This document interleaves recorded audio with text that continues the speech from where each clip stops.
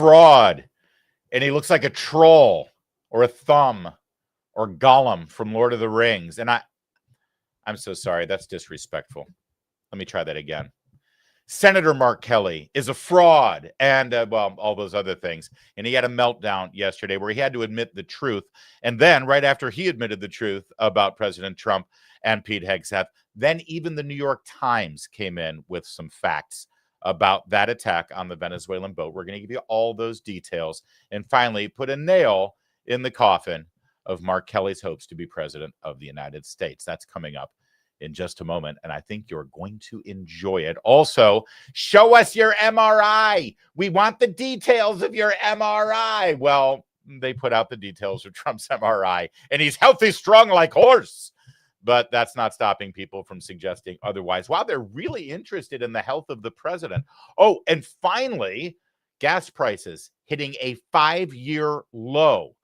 In fact, down under $3 in like half of the American states, mostly red states. 5-year low. Who was president 5 years ago when the price of gas started going? Oh, yeah. We'll get into all those details and a whole lot more right now. My name is Larry O'Connor. You can call me Larry. Thanks for watching the show, and thanks to all of you coming back after our 2-week vacation. We are flying through the news cycle and having a blast doing it, so please join our party. Give us some likes. Throw some comments down there if you can. If you don't think Mark Kelly looks like a thumb or Gollum, Smeagol, whichever phrase you'd like for the monster from Lord of the Rings, if you think that he looks like something else, why don't you tell us what you think Mark Kelly looks like? We'd love to see your reaction down in our comments section. And it also helps get our show on other people's radar, so you're not alone while we're watching this extravaganza. Thank you for that. I've talked to you about my health, your health, our health. We want to be healthy. Microplastics are a problem. Don't get me even started on those little coffee pods, and we'll talk about that at another time. But microplastics are everywhere. Scientists right now estimate that we consume about a credit card's worth of plastic every week. Your system's not supposed to do that. We're talking about through our food, our water, the air that we breathe. One study found plastic particles in 100% of human lung samples. Nobody is safe from exposure to microplastics. The plastics don't just sit in your body either. They cross the gut lining, they leach into your blood, they disrupt your systems. They've been shown to alter gut bacteria, suppress your immune systems, and increase your risk for neurodegenerative disease, metabolic disorders, even cancer.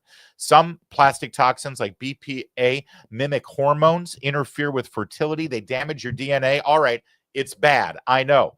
What can you do about it? Well, your gut can help you fight back, but you've got to arm it with Kimchi 1 from Brightcore Nutrition. It's a potent ally in this toxic world.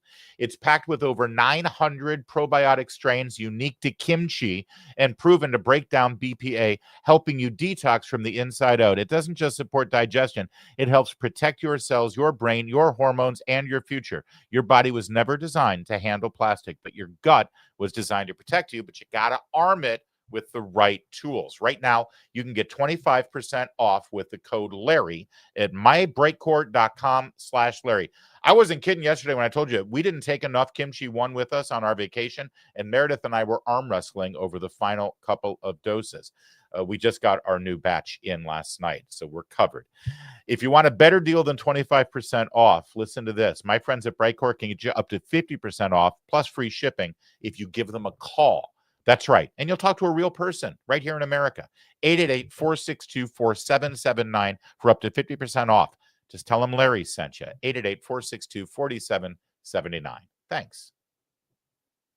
Senator Mark Kelly had a blistering press conference yesterday where he lied, he finagled, he weaseled, and eventually melted down when actually having to admit the truth about President Trump and illegal orders to the military and all of the garbage he's been spewing. He's the worst, which means, of course, he's now a front runner for the Democrat nomination for president because, well, he's just right for them. We're going to show you all of those details from his press conference. But first, How about the New York Times accidentally stumbling into the facts around this boat strike against the Venezuelan narco-terrorists? Here was the headline late last night, undermining all of the fake narratives that you saw yesterday, unless you only watched our show where we explained this story to you. Take a look at that headline. Hegseth ordered a lethal attack, but not the killing of survivors, officials say. Amid talk of war crimes, the details and precise sequence of a September 2nd attack on a boat in the Caribbean are facing intensifying scrutiny. This is the New York Times twisting themselves into a pretzel to try to reveal the facts of this case, but not completely throw their pals over at the Washington Post and CNN under the bus. But they couldn't avoid it because the facts have a way of doing that to liars like the Washington Post and Natasha Bertrand at CNN. Here are the details. According to 5 U.S. officials who spoke separately and on the condition of anonymity. By the way, I love the fact that now the Trump people and the Hegseth people at the Pentagon are playing the anonymous leak game. They're like, oh, okay, Washington Post, you've got your anonymous leakers from the Trump haters, from the Vindmans of the world. Okay, fine. We've got our own anonymous leakers. Hey, New York Times, how about this? Mr. Hegseth, ahead of the September 2nd attack, ordered a strike that would kill the people on the boat and destroy the vessel and its purported cargo of drugs. We said this yesterday. The strike, these are bad guys. These are terrorists. Shoot to kill. That's what SEAL Team 6 does. And so you shoot. And if there's still stuff floating on the water, you shoot it again because you don't want the narcotics floating at the surface of the water so that the narcos can come back and pick it up and then send it to America again. That's what you do. But each official said Mr. Hegseth's directive did not specifically address what should happen if a first missile turned out not to fully accomplish all of those things. And the official said his order was not a response to surveillance footage showing that at least 2 people on the boat survived the first blast. Admiral Bradley, that would be Mitch Bradley, an admiral in charge of Spec Op. He is, by the way, a graduate of the Naval Academy in 1991. He immediately left the academy with his degree and his commission as an ensign and went right to Coronado and said, sign me up for the SEALs. Passed the BUDS test and has been a badass since day one. You know, we talk about boots on the ground in Afghanistan as a result of the 9/11 attacks. They were his boots. In fact, I would argue, and I don't know this for a fact, but when SEAL Team 6 landed in Afghanistan to go after the Taliban and Al-Qaeda and hunt down Osama bin Laden immediately after 9/11, those boots that were on the ground were probably on the ground in Afghanistan before any of us knew those boots were on the ground. That's what SEAL Team 6 does. And now this admiral is in charge of these operations. And you may not like the fact that their job is to kill the people who are trying to do harm to America, including narco-terrorists poisoning our children and bringing murderous gangs into this country. Have you heard about Train de Aragua? Do you know where they came from? After Biden let them all in, that's who we're talking about here. You may not like that, but these are the people, these are the warriors that protect our country and do what needs to be done. That's who Admiral Marshall is. And yes, the Secretary of War said, Admiral Marshall, do the job. And Admiral Marshall did the job. All right, back to the story. Excuse me, Admiral Bradley. I apologize. I confused my tanks for a minute there. Admiral Bradley ordered the initial missile strike and then several follow-up strikes that killed the initial survivors and sank the disabled boat, which is what you want to do. You don't want to leave the cargo of the boat. This boat was a threat. The cargo of the boat was a threat. The crew of the boat was a threat. You shoot to kill and you destroy all of it. They say Mr. Hegseth did not give any further orders to him because that's how the military operates. Continuing the story, the 2 officials questioned whether the surviving people were Admiral Bradley's intended target in the second strike as opposed to the purported drugs and the disabled vessel. They argued that the purported cargo remained a threat and a lawful military target because another cartel-associated boat might have come to retrieve it. Obviously. So that was the New York Times last night, completely undermining the Washington Post, CNN and Natasha Bertrand, Senator Kelly, and all of the other maniacs in the mainstream media who have decided to Monday morning quarterback armchair quarterback and decide that they're the ones who know better about how a military campaign is supposed to be operated against narco-terrorists. And let's just remind you, this was the original article from the Washington Post, their big exclusive. You just heard the story from the New York Times with 5 sources from the Trump administration and the military that backs up exactly what the Trump administration said yesterday. Here's what the original story said. Hegseth order on first Caribbean boat strike, officials say, kill them all. Subhead, as 2 men clung to a stricken burning ship targeted by SEAL Team 6, the Joint Special Operations Commander followed the Defense Secretary's order to leave no survivors. I love the picture that they paint. It's like Leo DiCaprio is clinging to the side of the wooden door, trying to climb back up as the Titanic is sinking in the background and Celine Dion is singing. As these narco-terrorist, murderous thugs are getting what they deserve. And they make it sound like Pete Hegseth is watching this thing in real time, watches the video of the wreckage, and then picks up the phone and says to Admiral Marshall, kill them all. Kill them all. It's not exactly what happened, is it? So yesterday, before this New York Times article came out, Mark Kelly, the it girl of the Democrat Party now, trying to get some attention from Gavin Newsom and AOC, he held a press conference because, you know, he really hasn't gotten enough media recently. So he had to have a press conference about how horrible it is that he's just trying to do his duty. Didn't you see all my ribbons and medals on my jacket, damn it? And then he threw this one out. President Trump is trying to silence me, threatening to kill me for saying what is true. And he sent his Secretary of Defense after me. And it's not going to work. Here's how we got here. A week and a half ago, Senator Slotkin and I, along with others who also served in the military and the intelligence communities, we released a video with a simple message to service members that they must refuse illegal orders. Nothing was controversial about that. Everyone must follow the law. No one may break the law. This is pretty basic stuff. Seeing that video, here's how any other president would have responded.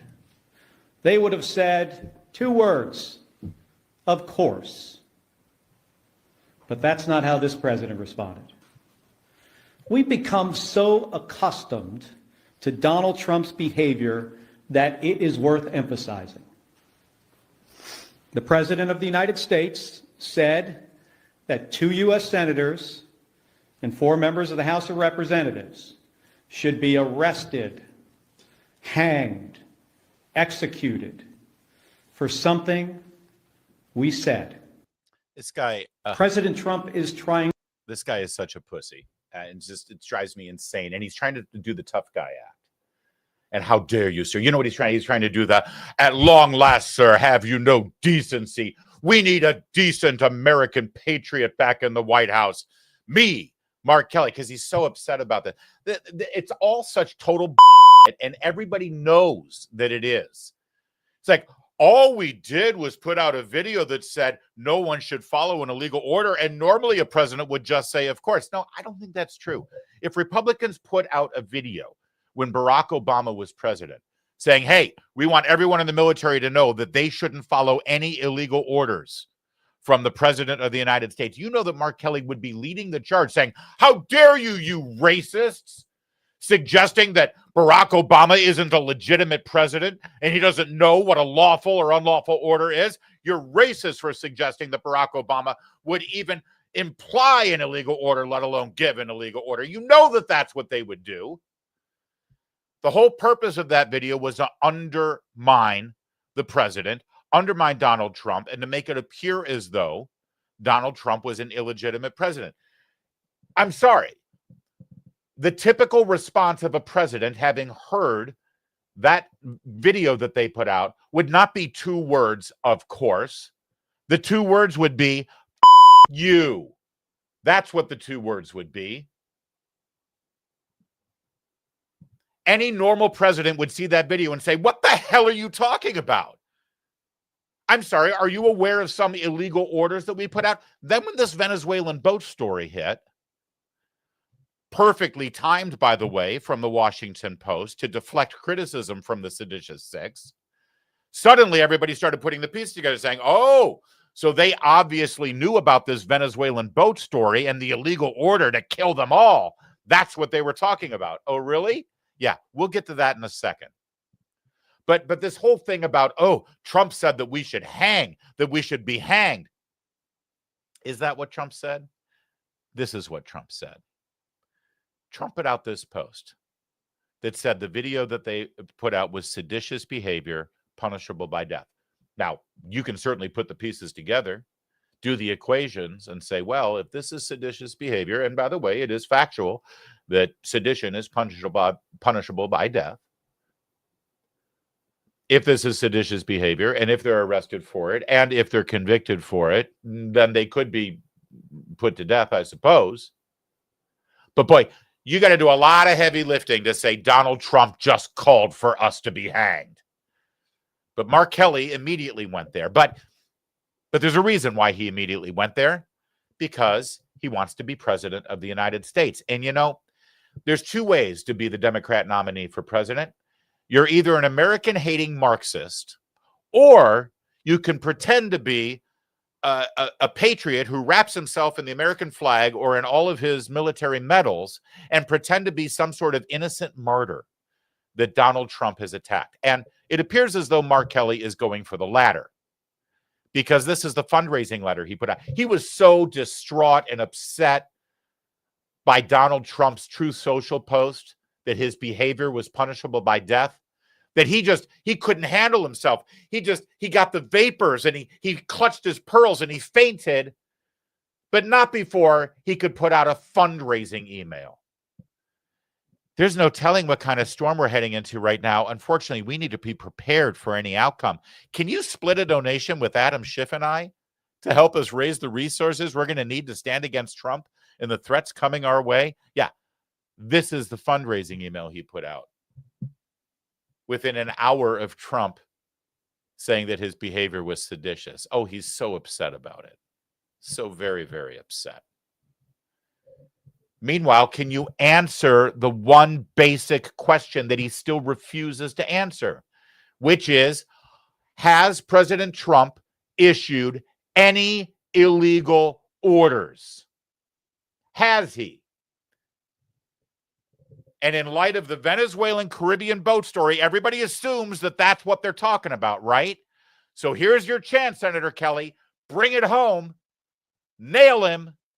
Sort of flimsy legality that was being offered during the briefings.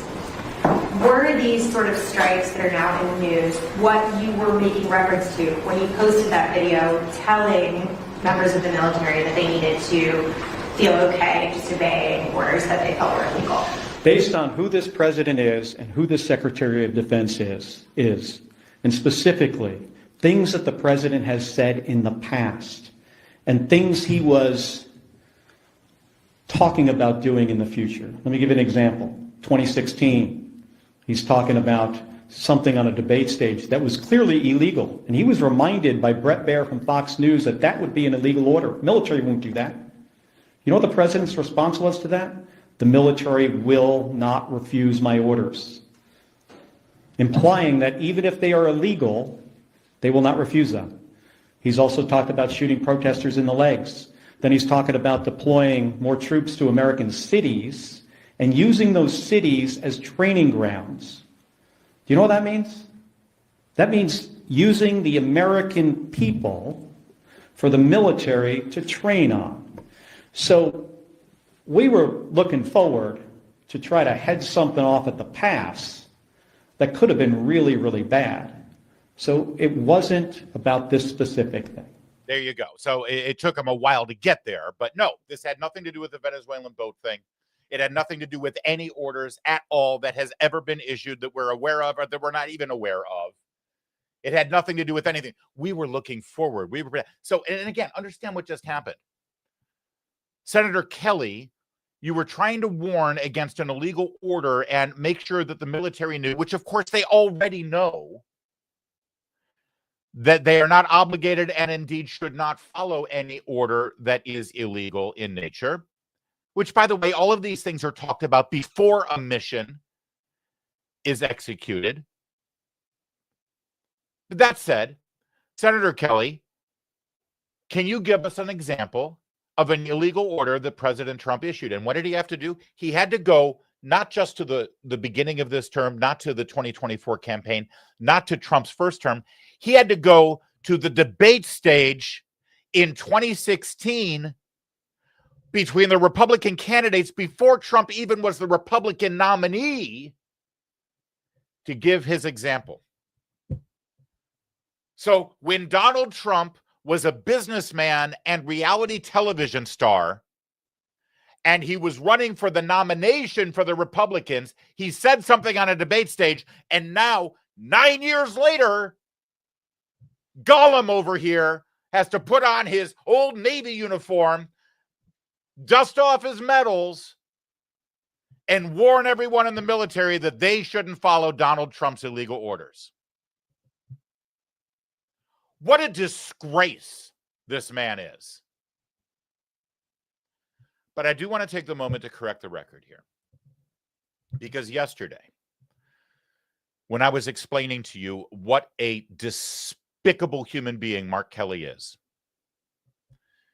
and what a disgusting double standard he holds for this president, the president that you elected, versus our last president, who allowed 13 service members to be murdered in a terrorist attack at Abbey Gate in Afghanistan during his disastrous pullout. And then he had Lloyd Austin, his Secretary of Defense, call for a drone strike that ended up killing an innocent Afghan family on the way to a wedding, but they did it to deflect attention from the terror attack that killed our military. When I was explaining that to you yesterday, I said that Senator Kelly had nothing to say about that drone attack. And I want to correct the record because I'm wrong. In fact, as a senator on the Armed Services Committee, he actually had the opportunity to question the general in charge of Central Command.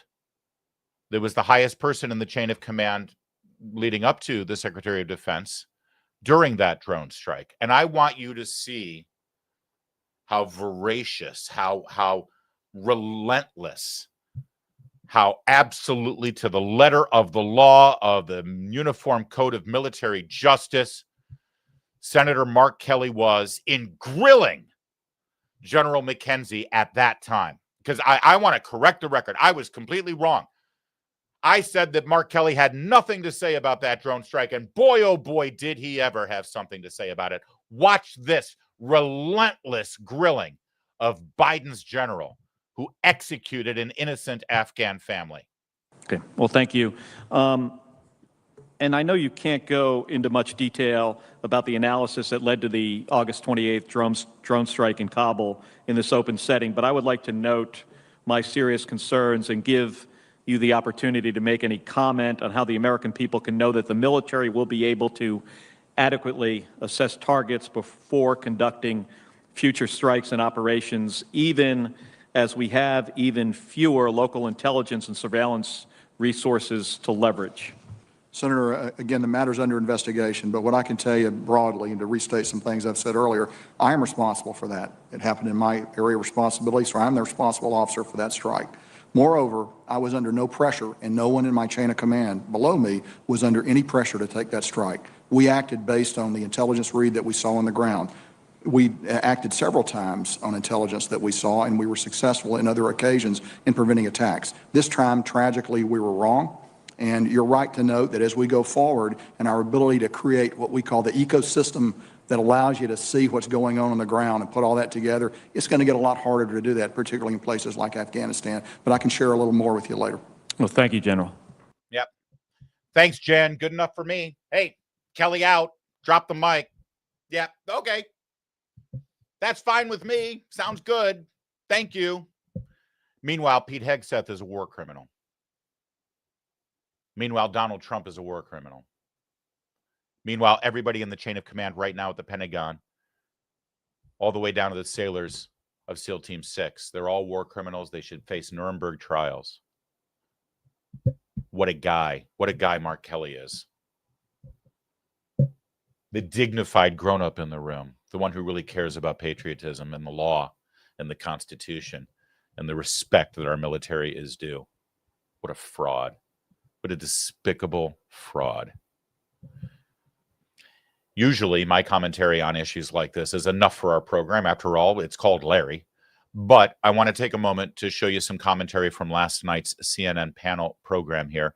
Batya Unger did a great job here on the panel. But first, watch how the debate ensued before she put the sledgehammer down.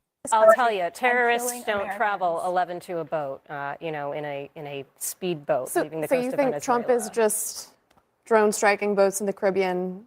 I am saying that like I have been to Iraq, I've been to Syria, I have done airstrikes against terrorists, and this is not what we're dealing with here. That is my opinion, that we are talking about drug mules. When you look at how drug... All right, I'm sorry. I have to give a little context to how insane this argument is.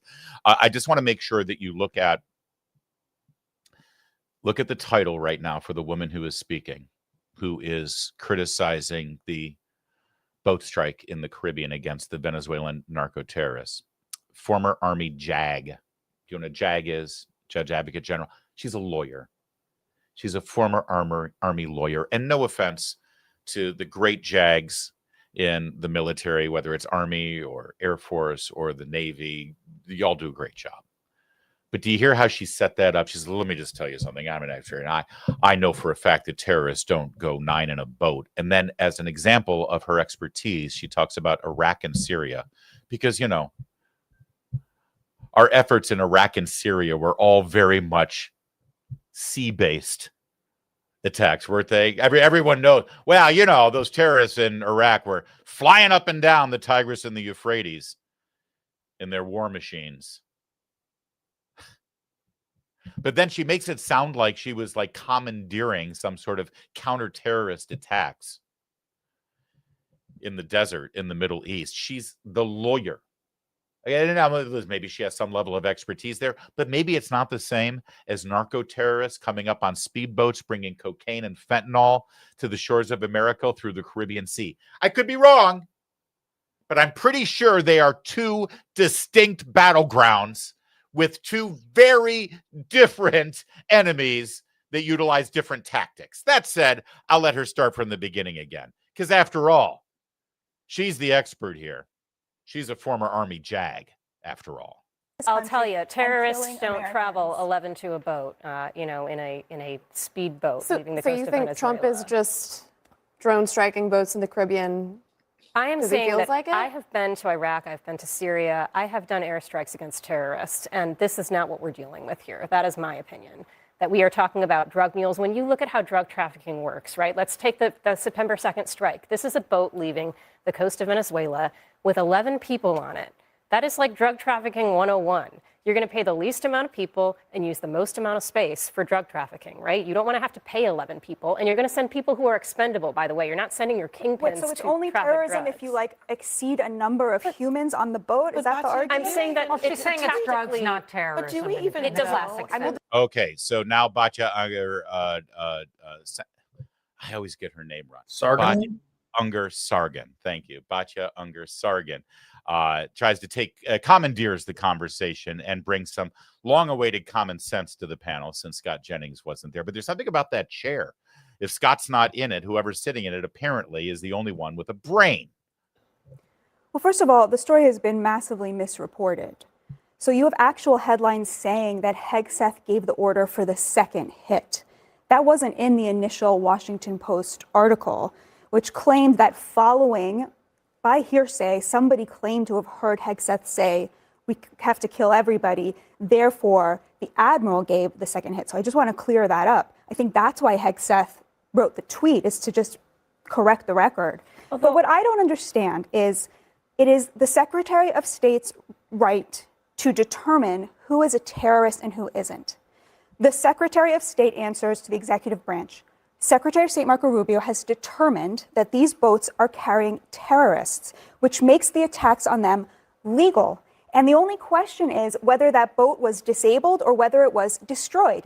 If it was destroyed, how are there still live people clinging to it? And if it was only disabled, let me just finish the point, then it was still a threat, meaning it was still a legitimate target. So I'm very confused. And by the way, I've spoken to a lot of veterans today who are also very confused by all of this bipartisan outrage. When working class Americans in those forgotten Rust Belt communities where you have high schools where 5 kids have overdosed and died, when they see him blowing up those boats, they feel like he sees their pain. They feel like somebody cares. That's right. And on the contrary side of that coin, when they see Army JAG officers who claim that they commandeered airstrikes against terrorists in the Middle East, or when they see talking heads on cable news, or when they see teleprompter readers on talking news, or even when they go all the way up the chain to a glorified patriotic senator like Mark Kelly criticizing these airstrikes and these military strikes,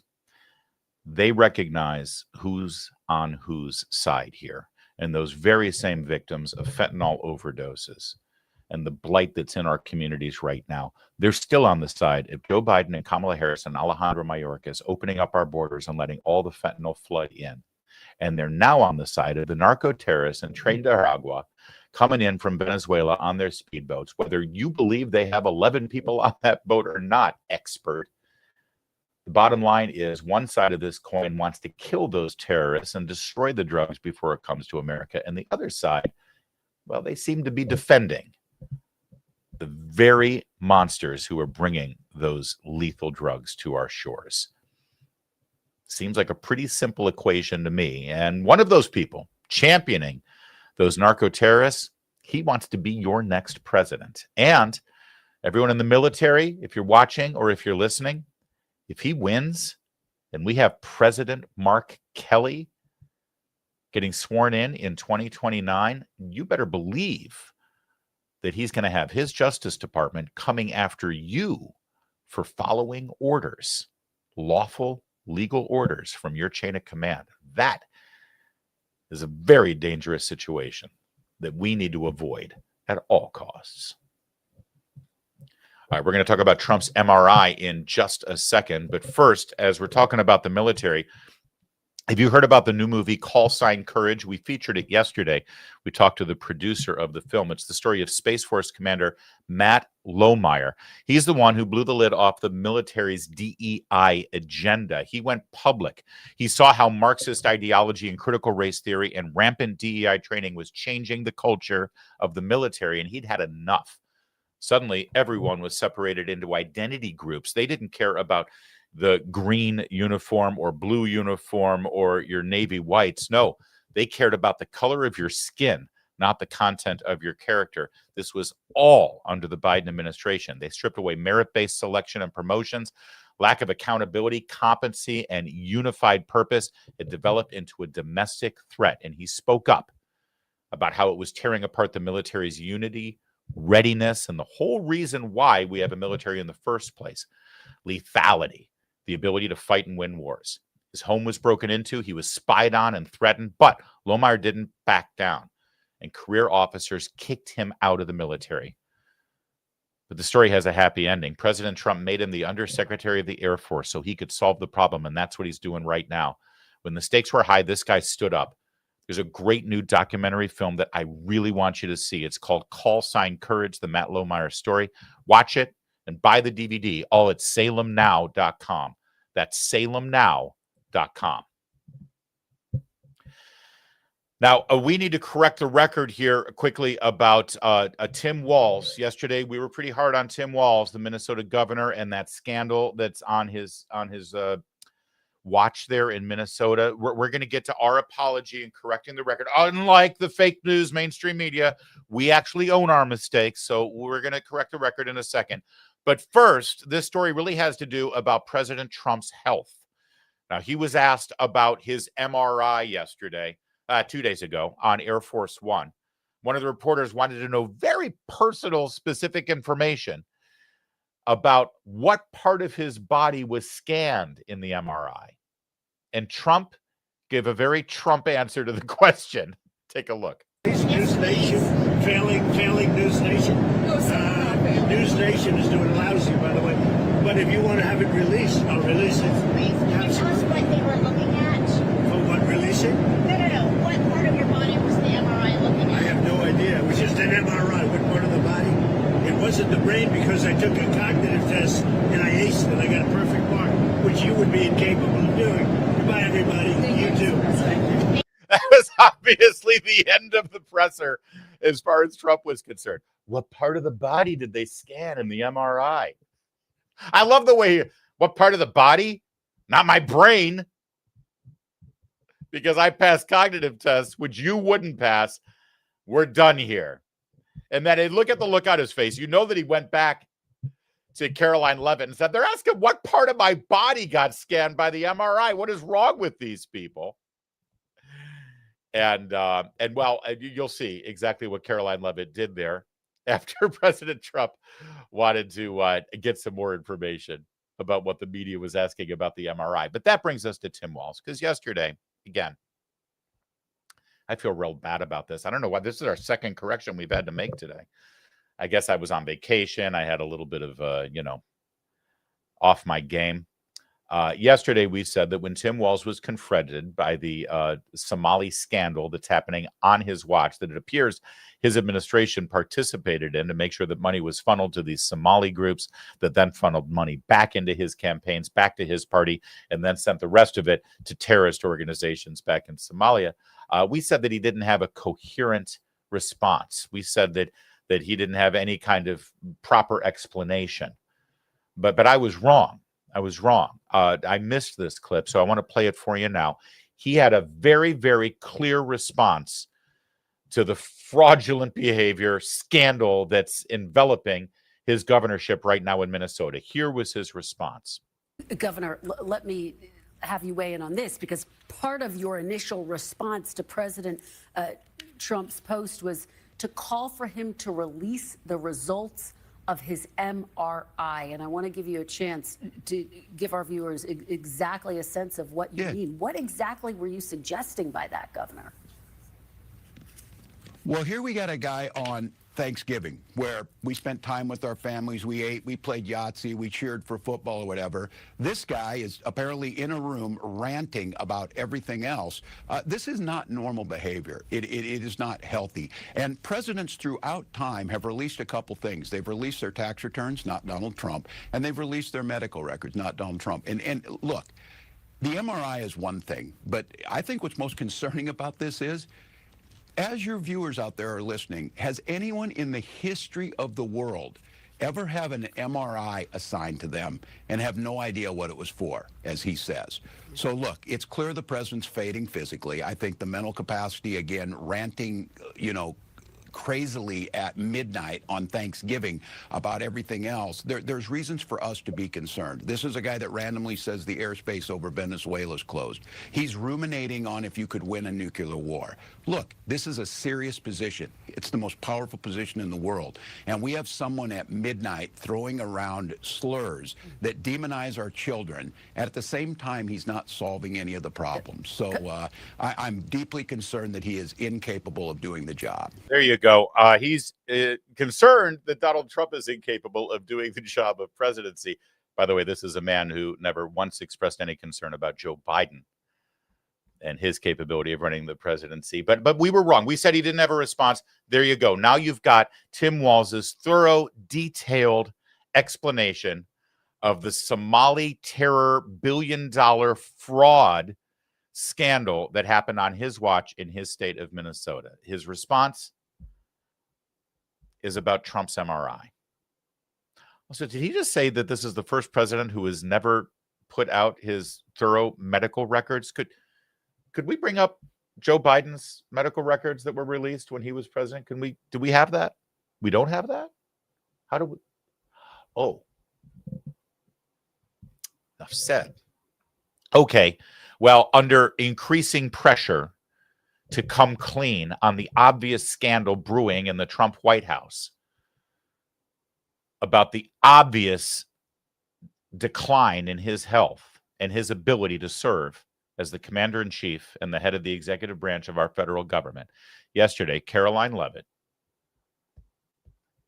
with sweat pouring down her face, under pressure, knuckled under, and released the results of President Trump's MRI. And it's not good, folks. It's not good at all. Go ahead and keep me up here because I'm going to have to pause and explain the really, really technical medical terms that are divulged here about President Trump's health. It's ugly. Here, watch. Follow up on the MRI, because President Trump yesterday said that he would release the results of his MRI. Is that happening right now? It is happening right now. All right, here we go. This is it. So now this is where Karoline Leavitt is have to concede the fact that President Trump's MRI showed that there's a major problem with his circulatory system. That's what all of the speculation has been. You know, they've shown pictures of some bruising on his hand because he plays golf on a regular basis. Clearly, and his swollen ankles. Let's not forget the swollen ankles that they keep showing. He's obviously got major problems with his heart and his circulation. Okay, Karoline, let's go. As part of, and this is a summary from the president's physician, and we will release it right now. I think my team has it teed up for all of you. I'll read it for you, and then you'll get it physically as well. As part of President Trump's comprehensive executive physical, advanced imaging was performed because men in his age group benefit from a thorough evaluation of cardiovascular and abdominal health. The purpose of this imaging is preventative, to identify any issues early, confirm overall health, and ensure the president maintains long-term vitality and function. All right, enough. Get to the point where you tell us about how bad his cardiovascular health is. He's 79 after all. We've seen the swollen ankles. Come on, Karoline, come clean. President Trump's cardiovascular imaging was perfectly normal. Damn it. All right, fine. But what about the arteries? There's got to be blockage in the arteries. No evidence of arterial narrowing impairing blood flow or abnormalities in the heart or major vessels. Oh, crap. All right. Fine. His arteries seem fine. Overall cardiovascular. What about the chambers of his heart? Come on, you can't lie about that. The heart chambers are normal in size, the vessel walls appear smooth and healthy, and there are no signs of inflammation or clotting.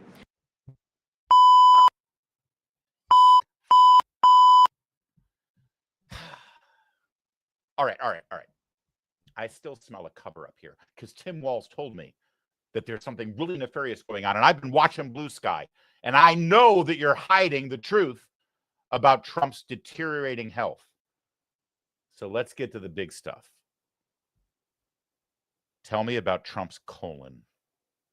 I want to know everything about what's going on in Donald Trump's colon.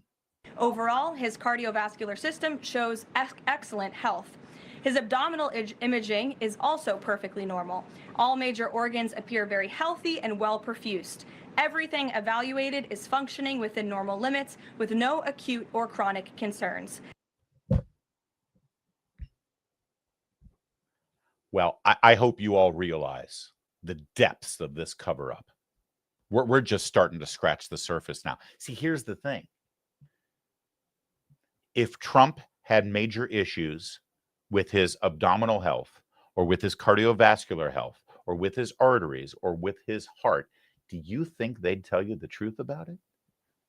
This is exactly what they would say. This is exactly the kind of thing they would say to cover up the truth. But they would never put it in writing. See, that's where the cover-up really happens. That's where they get into trouble. The last thing they would do was put out a written report on the presidential physician's letterhead saying, mother.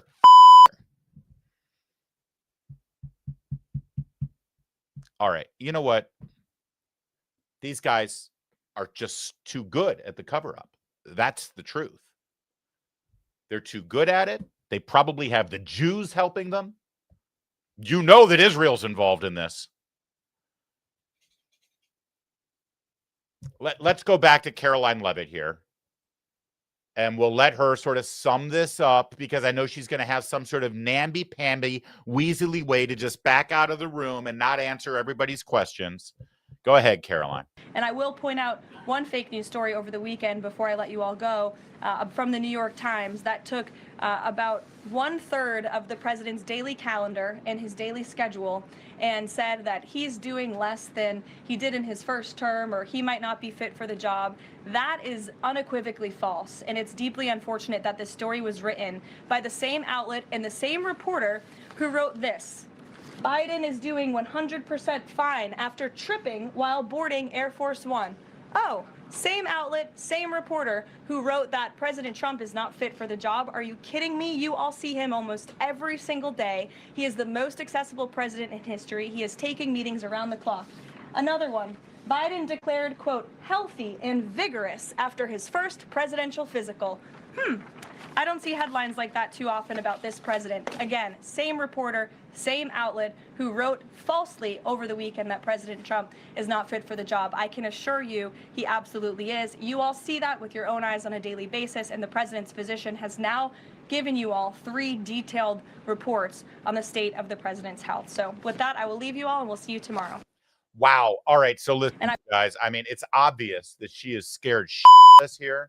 It is obvious that she is running and hiding from the media. Can you believe that the end of the presser like that? That she's so obviously terrified. There's no confidence there. The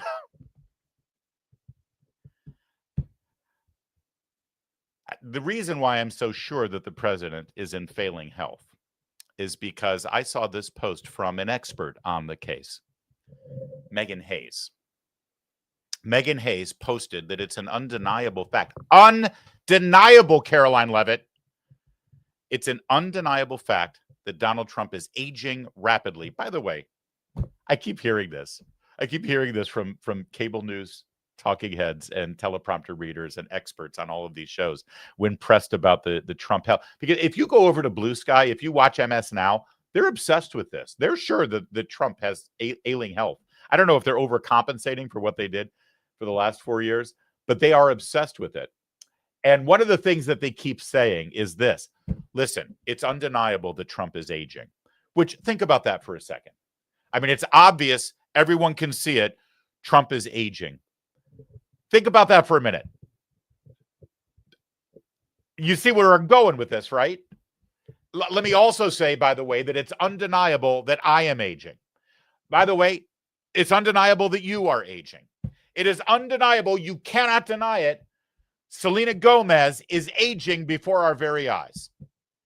So is Justin Bieber, by the way. You cannot deny it. Everybody's aging. It's an undeniable fact. Donald Trump is aging.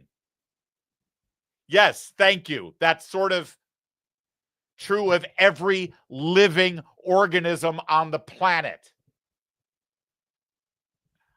It should concern us all, says Megan Hayes. And then she linked this video. So here's the video. It's from MS Now. So it's got to be true. Here's what they're all obsessed with. That this is a real concern that he falls asleep during press conferences, and it's who is making these decisions. It seemed the last person in his ear makes the final decisions, or testing that they're doing in focus groups of what targets the most hate is what he seems to say out loud, regardless if it has anything to do with the actual policy at hand. So, I think that the American people are starting to see more of this. And I think that this will come to fruition in the midterms because Trump's not on the ticket anymore. And Republicans who are not standing up to him and not pushing back on all of these disgusting attacks and disastrous actions, they're going to lose their reelection and they will lose control of Congress. There you go. And so that's why I'm obviously so worked up and I'm trying to read between the lines and uncover this obvious White House cover-up. This is worse than Watergate. Because Megan Hayes, the expert, has told me that it's an undeniable fact that Donald Trump is aging and he is unfit for office. By the way, you may be wondering, Larry, what the hell is wrong with you? Why are you putting so much weight into this thing that Megan Hayes is saying? Who the hell is Megan Hayes? That's a fair question. let me educate you. Let me inform you who Megan Hayes is. Megan Hayes is an American communications executive who was a special assistant to the president and director of message planning in the White House from 2021 to 2022. That would be in the Biden White House. 2021, 2022, Megan Hayes worked on the comms team for Joe Biden. And you may say, well, so what? How does that give her any expertise on the diminished health and ability of a president to perform the duties so prescribed in the Constitution of the United States? And I will answer your question because Megan Hayes is, in fact, an expert. You know who Megan Hayes is without even knowing who she is, because she was responsible for one of the most important moments of the Biden presidency. Here is Megan Hayes in her glory.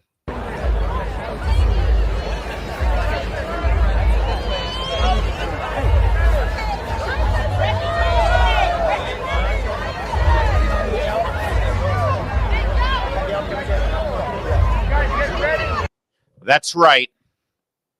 When Megan Hayes worked for Joe Biden in the comms team, it fell on her shoulders to get dressed up like Mrs. Easter Bunny and run interference between a meandering, confused, clearly impaired President Joe Biden as he started to wander toward the media. The American people faced a very, very dire circumstance that day. Joe Biden almost answered question from reporters until, thank God, Megan Hayes jumped in front of him, distracted him, and sent him to a different part of the White House South Lawn. There she is, Megan Hayes, dressed as the Easter Bunny, Mrs. Easter Bunny, technically, sending Biden off to do something other than answer a question from a reporter. Although many people witnessing this video, as I have frame by frame, like it's the Zapruder film, has suggested that Joe Biden that day actually thought that he saw a giant rabbit standing in front of him. So yes, Megan Hayes is in fact an expert on covering up a president's health and their declining ability to carry out the constitutional job of President of the United States. That's why I am sure that there is a very real cover-up here, because Megan Hayes has said that it's an undeniable fact that Donald Trump is somehow diminished. And until we get the real truth, I want you to tune in here every single day, because we will uncover it. And I am telling you right now, either Benjamin Netanyahu or Mr. Macron, not the president, but the first lady, Macron, is behind it all. Is she not a man? I thought she was a man. I saw somewhere that she, well, we'll either way, you've come to the right place. We will get to the bottom of it, I assure you. While we're at it, I want to tell you about something new I discovered. It's called besthotgrill.com. Besthotgrill.com. I love food. Boy, do I. And I love a good steak. And I know how to cook a steak outside. You want the highest temperature possible. That's besthotgrill.com. There's a reason why that's their website. I met the owner, Rhett Rasmussen. He's a graduate of the Naval Academy, a Navy veteran, and a patriotic American entrepreneur. His business is right here in America, and they're doing something they very rarely do with these grills. The Solaire Infrared Grill, right now through December 5th, you can get 25% off the Solaire Anywhere and Solaire Everywhere portable infrared grills. And they're offering something even more. Through December 5th, if you purchase a 27-inch or larger Solaire Infrared Grill, you're going to receive a free stainless steel griddle and a quality USA-made cover to protect that investment. That's up to $650 in value. So not only are you grilling your beautiful steaks and chicken and ribs and anything else you want to cook on that Solaire Infrared Grill, but with the griddle, you're also cooking eggs and pancakes and smash burgers and fajitas and pizzas on your free professional style griddle. Go to besthotgrill.com. to learn more about the USA-made Solaire infrared grills and their Black Friday Cyber Monday sale. It's only good through December 5th. Tell them Larry sent you. That's besthotgrill.com, besthotgrill.com. If you're paying attention to American politics right now, you know that the key word, the buzzword, the market-tested word is affordability. You know, with 4 years under Joe Biden, when we had inflation up to 9+%, and we were told it was transient, it wasn't real, and there's no inflation, but no one cared about affordability back then. But now, oh, everything's so expensive. What are we going to do about it? Listen, you've got two choices how to fix the affordability problem. You can go the New York City route and hire a Marxist to be your mayor who's going to have the government buy up everything and then hand it out to you for 10 times the cost. That doesn't sound very affordable. Or you can do what's always worked in America. You can do what's always worked in a free society with free markets, and that is get the government out of the way, let American entrepreneurs and industry thrive, and suddenly things become more affordable. Just take a look at gas prices right now. This from CNN yesterday. Gas prices below $3 for the first time in years. Let's get to CNN's Matt Egan for the good news on this. Yeah, absolutely. It's nice to finally be here with some good news on the cost of living front. So for the first time in 4.5 years, gas prices are averaging $3 a gallon nationally, according to AAA, down by 7 cents in just the past week. Gas prices were low a year ago as well, but they're even cheaper now. This is encouraging to see because late last month there was a period where gas prices were actually higher this year than last year, but that has reversed again, and now we've just fractions of a penny away from breaking below $3 a gallon. Now, as you mentioned, we've got 20 states across the country where the average is actually less than $2.75 a gallon, including North Carolina, South Carolina, Texas, Iowa, Wisconsin, and Colorado as well. Certainly nice to see this. Why is this happening? Well, it all comes down, of course, to oil prices, right? Oil prices are about $59 a barrel this morning. If you look back in history, on December 1, 3 years ago, we're looking at $81 a barrel for oil, $67 even last year. So significantly cheaper. And that's because right now, supply of oil continues to outpace demand. It's U.S. supply. Production in the U.S. is at all-time highs. It's higher than last year, but only a little bit higher. OPEC is the big story, though, right? Saudi-led OPEC, they are ramping up production substantially this year. They've signaled that they plan to pause those output hikes next year. But for now, look, this is a good story when it comes to the affordability crisis. Gasoline, it's relatively cheap. All right. Wow. And you also get a supply and demand lesson on CNN of all places to boot. That's all very remarkable. By the way, forgive me, that's from this morning, not from yesterday. Okay. And by looking at those graphs, you saw exactly what years we were talking about and who was in charge of America's oil, gas exploration, and energy policies during those years when the prices were so high. Now, what's this all about? And is this a recipe that can be replicated to push back against the push towards Marxism? Let's bring in our buddy David Fromm. He is the host of the American Potential podcast. I want to make sure I get the name of it right. And that's brought to you by our friends over at Americans for Prosperity, where you guys know about this kind of thing, David. I mean, where did we go wrong where suddenly all these college grads decided that Marxism is the solution when we can see right for ourselves what works? Well, hey, Larry, thanks so much for having me on. I think, when we look back at the past, we got to remember what happened in the last 4 years prior to the Trump administration. I mean, the policies that the Biden administration propagated restricted energy production, drove up costs. We saw runaway spending. So, of course, things cost too much, and I think affordability is a giant issue still for the American people. And, seeing gas prices come down, that's going to help with affordability across the board, because it affects everything that we buy. But it also is, we need to unleash American energy abundance. And, there's that has been restricted and choked off in so many different ways over the past, in the past administration. And I really applaud the Trump administration. We saw the one big beautiful bill that they included provisions to unleash energy independence and energy production. We see a lot of states following suit. So I think that that's one of the keys here to trying to get affordability back in the mix. Well, and there's a direct connection between our freedom, Americans' freedom, and businesses' freedom to that prosperity that we're all hoping to achieve. Prosperity partly is connected to affordability. You need to be able to afford things and purchase the things that you want to make your life better and to enjoy prosperity. So talk a little bit about how every time it appears to me, at least, when the government tries to get in there and fix the problem by creating a new issue or a new bureaucracy or a new regulation for an industry, it has the opposite effect. It doesn't actually make things cheaper.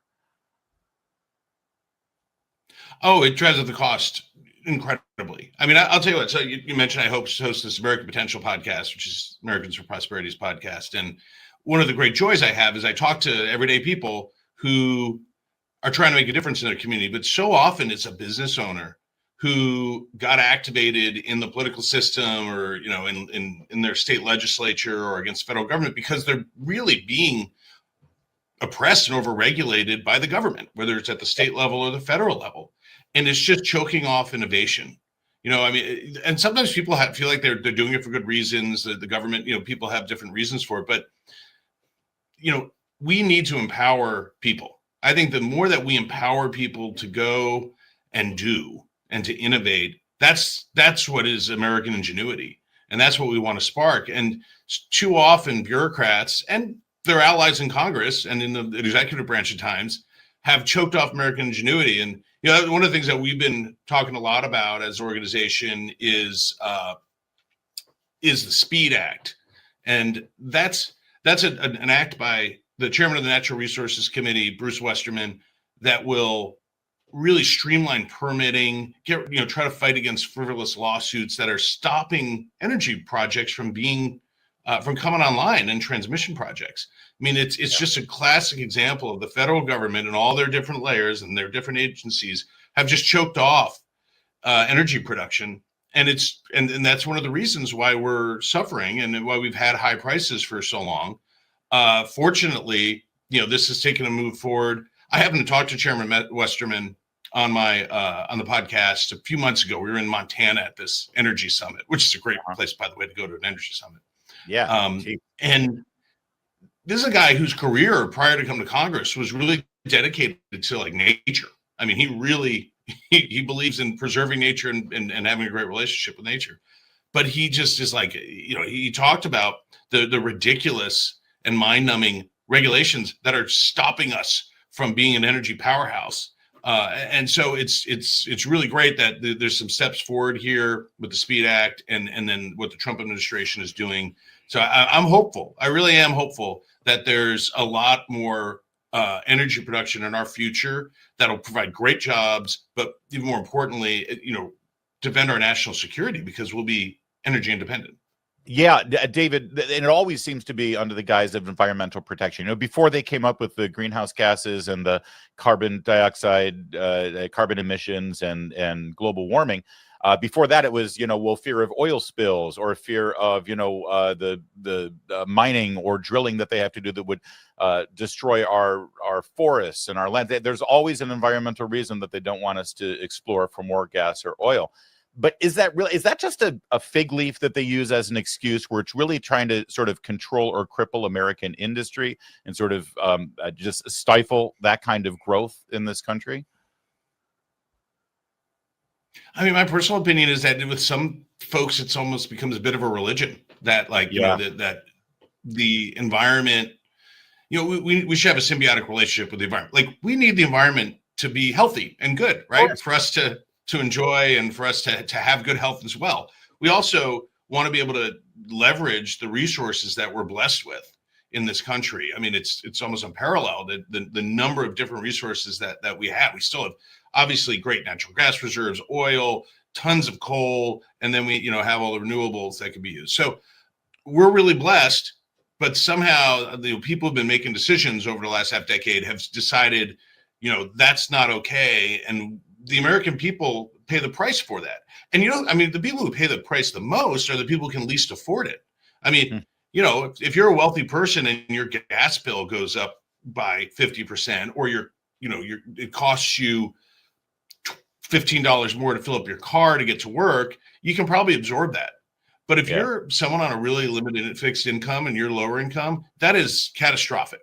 We held, I'll tell you, they really brought into a picture for me. We would hold these events during the Biden administration where we would drop the price of gas to the price that it was when Joe Biden came into office.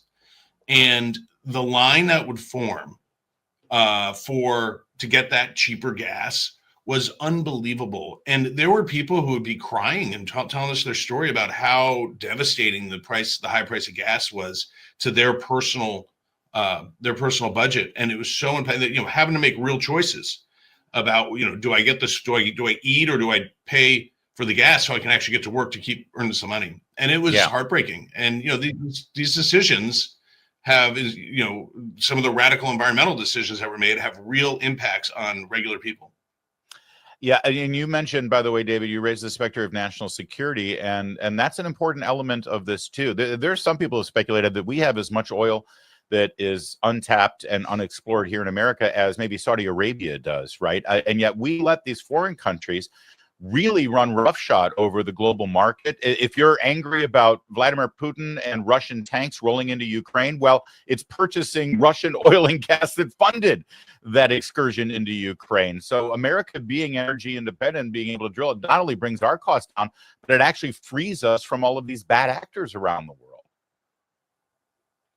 I mean, it's absolutely true. We have so many reserves. I mean, I go to Alaska sometimes for part of my job, and I would travel as much as you, David. This is a great gig you've got.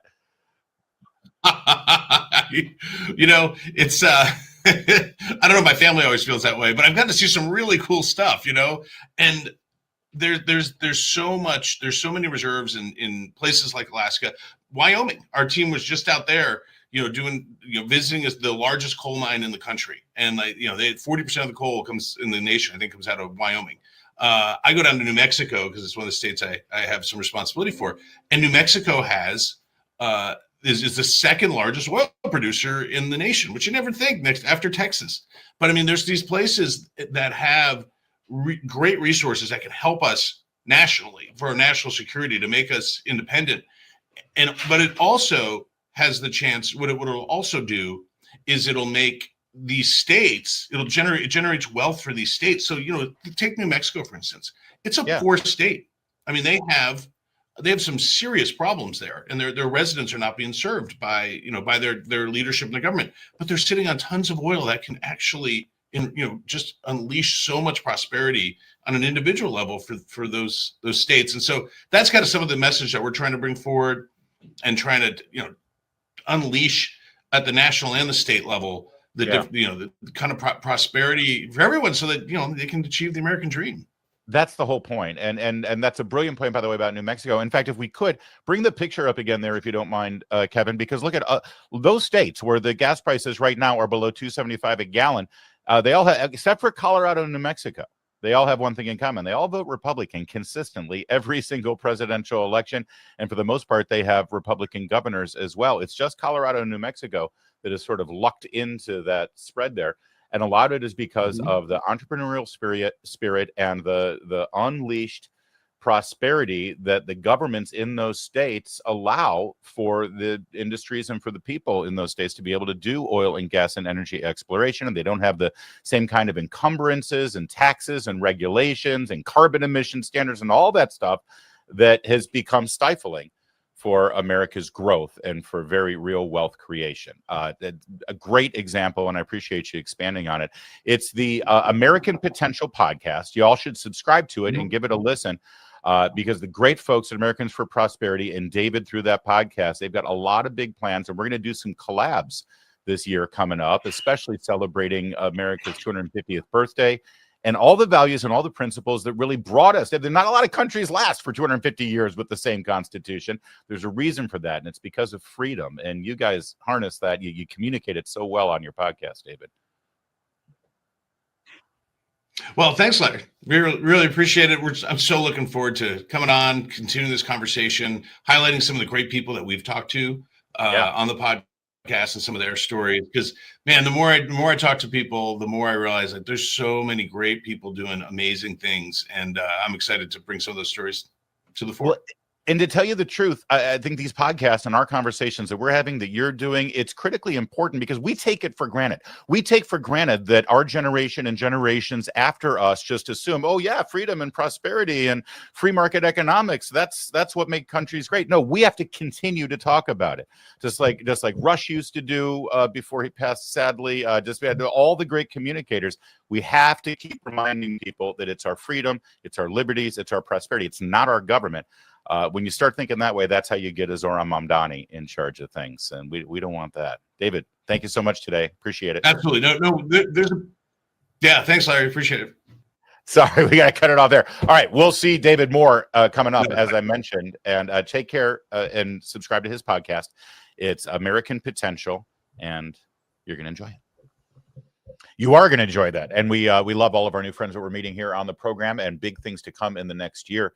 One last word from one of our friends, and then we'll get to your super chats in a second. But let's talk about our longtime buddies at Birch Gold. There's a lot of politicians that should be getting coal in their stocking for Christmas, but Birch Gold thinks, as a smart planner, you deserve silver.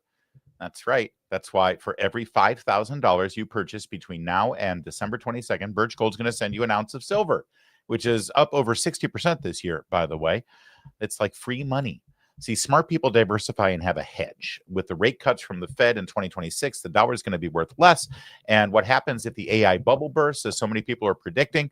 You want to diversify. Let Birch Gold help you convert an existing IRA or 401k into a tax-sheltered IRA in physical gold. And for every $5,000 you buy, you're going to get an ounce of silver in your stocking. Or for your kids. What a great way to teach them about saving smartly. Just text my name, Larry, to 989898. Claim your eligibility for this offer, and text my name,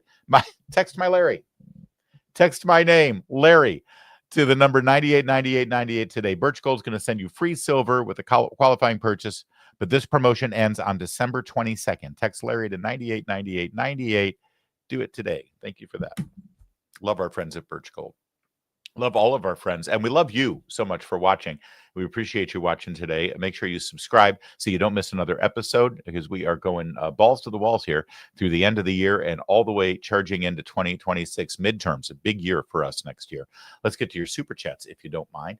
Let's start with Deblongo 5223. Have we figured out why we're not getting everybody's names now? And we're just should revert back. All right. 499 super chat. Thank you for that. Hakeem Jeffries threatened the military that the statute of limitations is 5 years, and once Trump is out of office, they will prosecute. Absolutely. They're threatening the men and women who wear the uniform right now, and they're undermining the chain of command. It's absolutely one of the most despicable things I've ever seen. And again, they don't have any ideas of their own. What are they going to do when they don't have Trump to run against anymore? Thank you for that, Deb. I appreciate it. Well said. Stumble Boots with the $2 super chat. You're cool, my friend. Thank you, Garfield. I love lasagna too. Thank you. And Jeff Pugh, Senator Kelly with $2 super chat. Senator Kelly should be held accountable under UCMJ. A lot of people calling for that. I interviewed Kurt Schlichter on my radio show today, and he wants that too. Again, I only worry about the political fallout. It's going to boost him. The Democrats love that. They love it. Look at the martyr syndrome he's already got. But you were right, Jeff. I think he should too. Thank you for that. Hey, Blessed Angel, Angela, thank you so much for that $5 super chat. Good to see you, Larry. After a month in the hospital following Joe's massive stroke, we were home in time for Thanksgiving. He's bedridden, but here. Well, thank God for that, and I'm glad he's home, and I hope you had a good Thanksgiving considering all of that. And we'll try to put a smile on your face every day here, hopefully. Thank you, Angel. GBF, God's best friend, with £5, looking into the IDF head prosecutor, hunter of IDF soldiers who fake suicide. Deep state is crumbling. I don't know that story. Look into the IDF head prosecutor. Okay, we will look into that. There's the name. £2 super chat. Yafat Tomer Yershalmi. Look her up. We will. Thank you for that tip. You got that written down there, Kevin? He's the boss of me. Kevin's the boss of me. $10 super chat from a good-looking glass of, I'm guessing that's scotch because it's too light to be bourbon. When I want to know about normal, I always consult Tim Walz. I know, to have Tim Walz say, this is not normal, people, really tells you something. Because he is your dancing queen of a governor there in Minnesota. Thank you for that. $10 super chat. Jeff Pugh with a $2 super chat. The swear jar is filling up. Yeah, I had a lot of cussing today. It was part of my bit. Did y'all like my bit with Karoline Leavitt and my beep button? Yes, I am contributing to the swear jar. It's our college fund for our youngest child. Thank you, Jeff. GBF, £2 super chat. Megan Hayes taking over from the auto pen. Yes, dressed like a bunny to boot. Thank you, GBF. Angela with a $5 super chat. Funny, we didn't have any health questions when the veggie in chief. Why is that? President Trump could cure brain cancer and these fools would hate it. Yes, they'd be pro-brain cancer. Why are you putting all these pharmaceutical companies out of business by curing brain cancer? Thank you, Angela. Britton Johnson with a $5 super chat with her oh shoot, I'm sorry. I'm thrown off by the fake name or the screen names. $5 super chat. Larry just hopped on and I'm playing catch up again. Glad you're back. I hope you and your family had an amazing Thanksgiving. We did have an amazing Thanksgiving. God, I'm just dropping my silver everywhere. Thank you. I appreciate it. Bless you. We had a great Thanksgiving, but we're back. $2 super chat from iChurch Cafe. Kelly is the new McCain. Yeah, I suppose, but I think McCain was actually more of a patriot than Kelly is, in my opinion. But both from Arizona, so I guess I got that going for him as well. All right. Is that it with our super chats? That's it. Thanks, gang. We appreciate it. We had a good one today, and we'll have a great one tomorrow as well. Thanks for watching. Tell a friend. Share this video and give us some likes and comments so we can keep the good times rolling right up through the end of the year. We'll see you tomorrow. My name's Larry O'Connor. You can call me Larry.